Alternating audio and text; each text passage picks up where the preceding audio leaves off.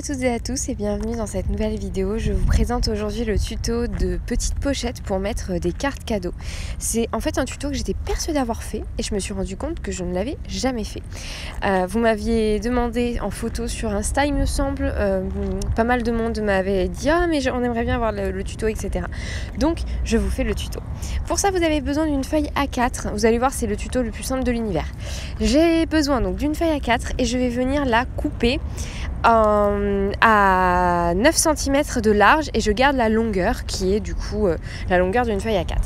Je vais venir faire 3 plis. Je vais venir faire un premier pli à 10 cm, un deuxième pli à 10 cm mais je fais un pli pas à la même rainure. Mes plis sont sur des repères en inch, mais du coup je fais un pli à la rainure qui est juste avant le 10 et le deuxième pli je vais le faire à la rainure qui est juste après le 10 pour qu'il y ait la place pour que ça se plie bien et que même s'il y a un peu de volume, on ne soit pas trop embêté. Et le dernier pli, je le fais, et donc du coup après ça me laisse un dernier morceau sur la droite qui mesure presque 10 cm aussi, et du coup je vais venir couper à 6 cm. Donc j'ai 2 morceaux de 10 cm et un morceau de 6.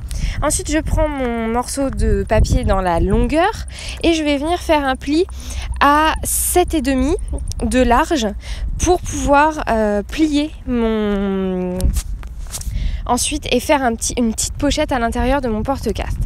Je vais venir laisser sur la première partie qui mesure 10 cm, je vais venir laisser ce petit rabat que je viens de créer et je vais le couper sur le reste de mon projet, donc sur toute la longueur, donc sur la partie qui mesure 10 et sur la partie qui mesure 6, je ne vais pas avoir ce morceau, ce surplus de papier sur le bord.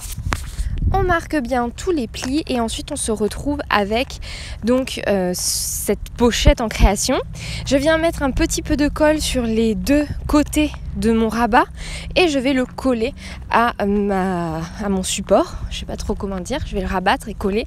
Ça me fait une pochette et ensuite on passe au papier décor. Pour le papier décor, je fais à peu près 0,3 mm de moins que la taille de mes côtés. Donc ça c'est après à vous de voir à peu près quelle mesure vous souhaitez faire. Au niveau du papier décor, il y en a qui aiment bien faire exactement de la même taille, il y en a qui préfèrent faire avec 5 mm de différence. Ça c'est vous qui voyez.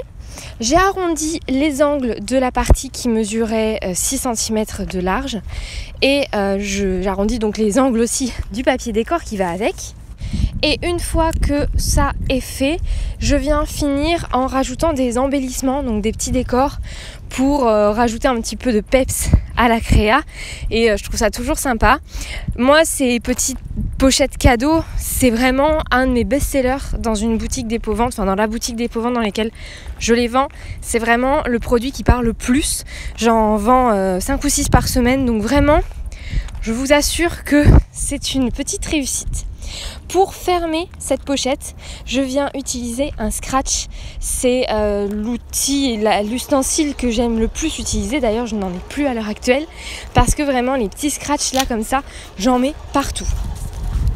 Ce que j'aime bien avec ce projet, c'est qu'il est vraiment trop mignon et que ça me permet aussi d'utiliser pas mal de chutes de papier. J'utilise beaucoup de chutes de papier pour créer ces petites pochettes parce que ce sont des tailles pas trop grandes et du coup c'est vrai que c'est facile de trouver dans mon tiroir de chutes de papier des papiers qui correspondront au niveau des mesures. J'essaye toujours de faire un peu des mélanges, de jamais vraiment faire toujours les mêmes couleurs et ça marche plutôt bien. J'espère en tout cas que ce tuto vous aura plu. J'ai trop hâte de voir vos réalisations basées sur ce tuto. J'aime trop voir ça. Sur ce, je vous souhaite une très belle fin de journée. Je vous dis à très bientôt. Prenez soin de vous, scrapez bien et n'oubliez pas de vous abonner, de liker et de laisser un commentaire.